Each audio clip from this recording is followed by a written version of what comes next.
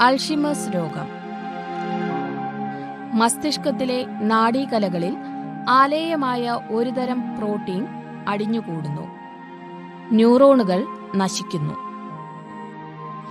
കേവല ഓർമ്മകൾ പോലും ഇല്ലാതാവുക, കൂട്ടുകാരെയും ബന്ധുക്കളെയും തിരിച്ചറിയാൻ കഴിയാതെ വരിക, ദിനചര്യകൾ പോലും ചെയ്യാൻ കഴിയാതെ വരിക. പാർക്കിൻസൺസ് രോഗം.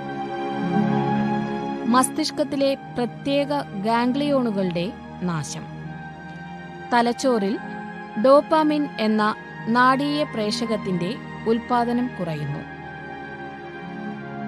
ശരീരതുലനനില നഷ്ടപ്പെടുക, പേശികളുടെ ക്രമരഹിതമായ ചലനം, ശരീരത്തിന് വിറയൽ, വായിൽ നിന്ന് ഉമിനീർ ഒഴുകുക. അപസ്മാരം. തലച്ചോറിൽ തുടർച്ചയായി ക്രമരഹിതമായ വൈദ്യുത പ്രവാഹം ഉണ്ടാകുന്നു.